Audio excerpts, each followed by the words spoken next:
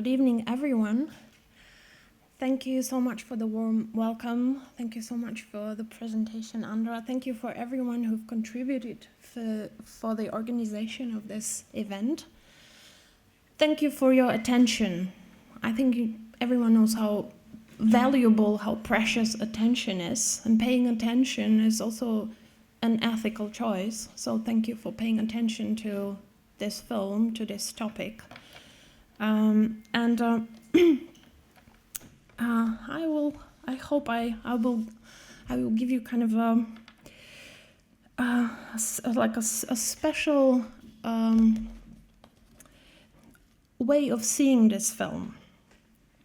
Now, for me, it's always a celebration to present The Garbage Helicopter, a film by the Swedish director Jonas Selberg Augustsén, and to share the experience with people who see it for the first time.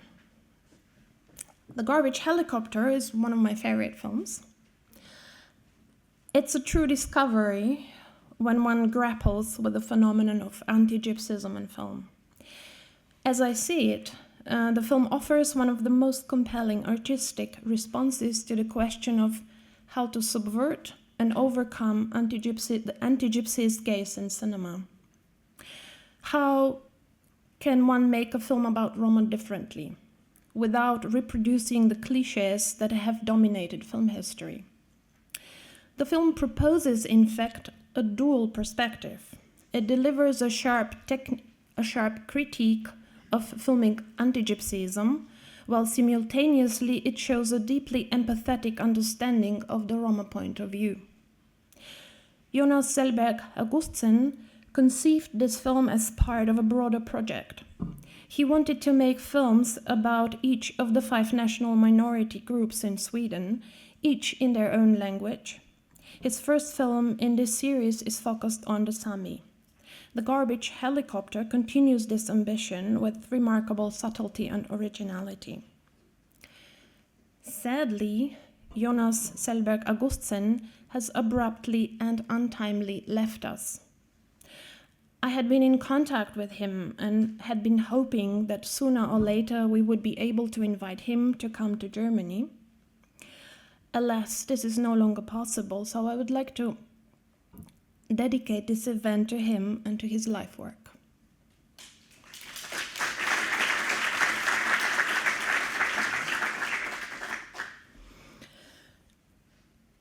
Now, The Garbage Helicopter has largely flown under the radar of film critics and connoisseurs. It has been misunderstood and profoundly underappreciated.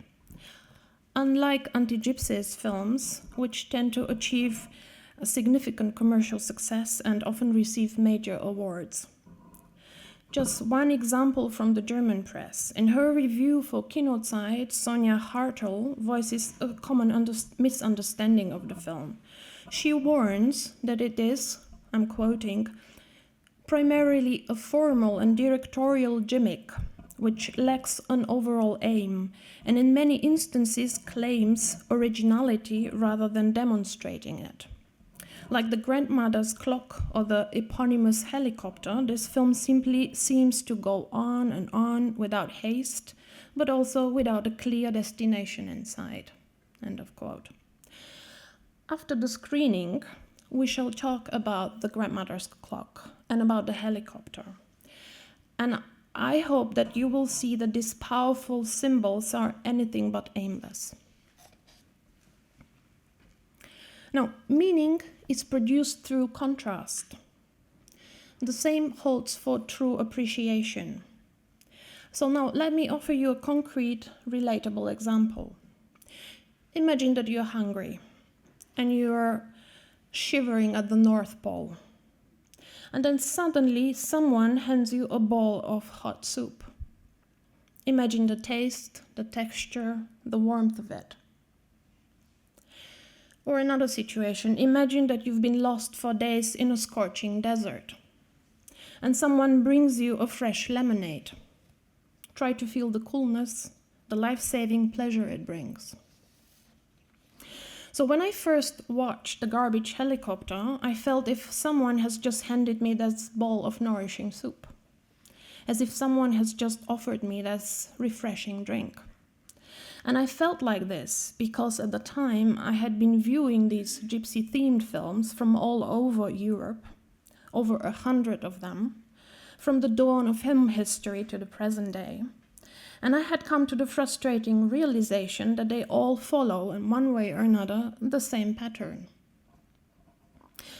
I mean, you understand, I use the word gypsy here to refer to the literary phantasm, to the racist construct that has become part and parcel of film language.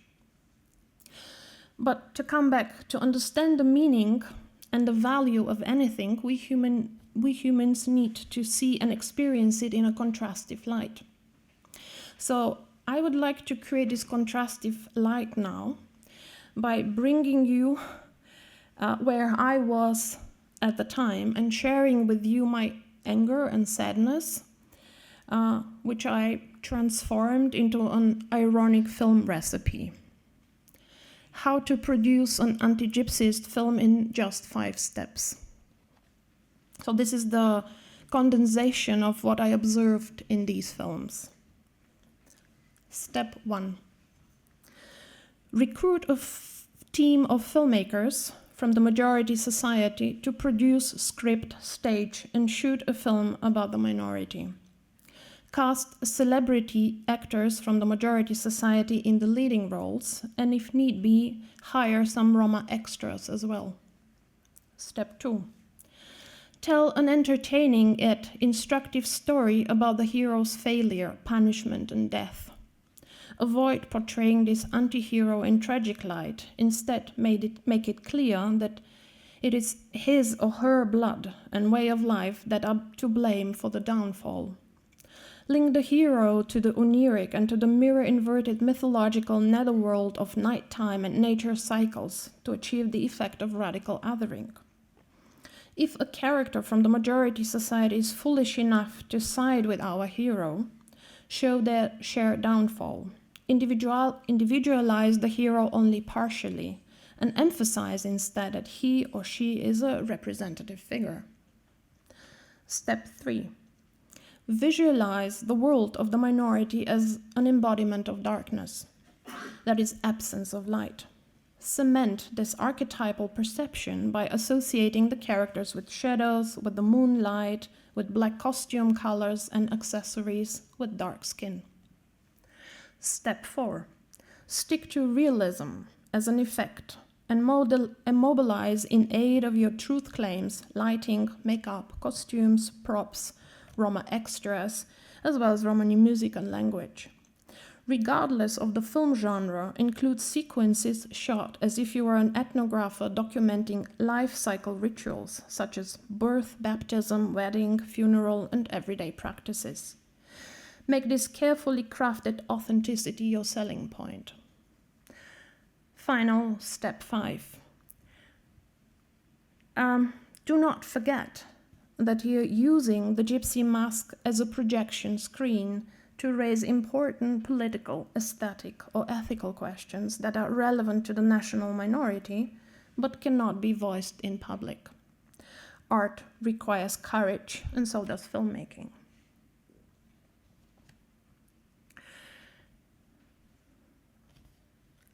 I have to say that this pernicious formula transpires in most fictional and even documentary films about Roma, from the earliest days of cinema.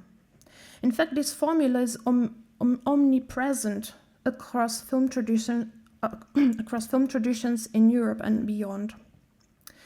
It is as if filmmakers get born with it. The pattern operates in them as an inextricable cultural automatism.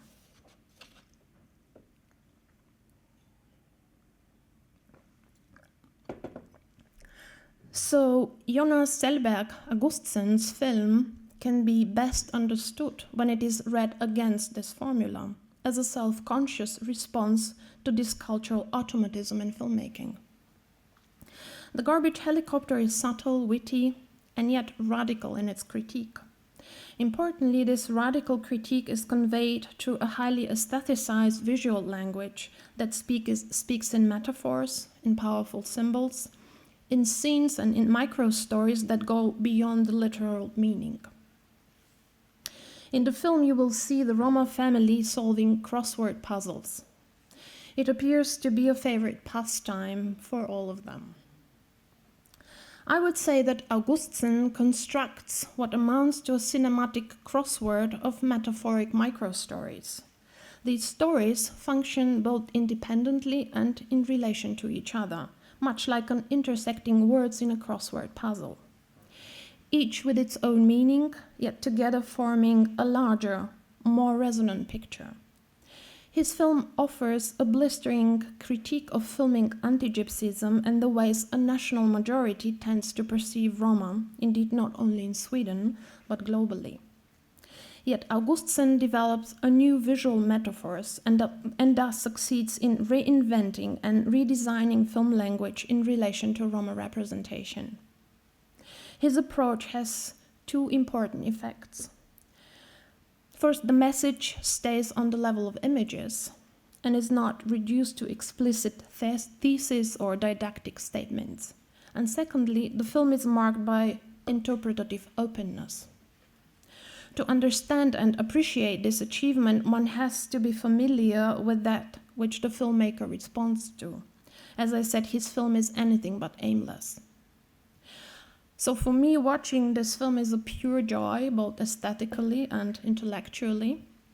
As a viewer, we are all invited to interpret and co-create the meaning of the film's micro-scenes, and also to look for ways to connect them in a broader picture, just as one does when solving a crossword. So you're invited also to rethink the cliched, harmful and hurtful images that we are all familiar with. And so I would like to give you a task before we start the screening. Think of this crossword puzzle as a metaphor for the film. And as I said, you have a lot of micro stories, a lot of scenes in the film that need to be interpreted on a metaphoric level. And let's discuss afterwards, what does the filmmaker tells us about freedom? That's one of the topics in one of the micro stories. What does he tell us about language, Romani language and Swedish language? What does it tell us about national identity? What does it tell us about art and art thieves? What is the role of women? And finally, I think he has a very interesting relationship to time and to this grandmother's clock that we see throughout the story. What's the meaning of this element in the film, of this symbol?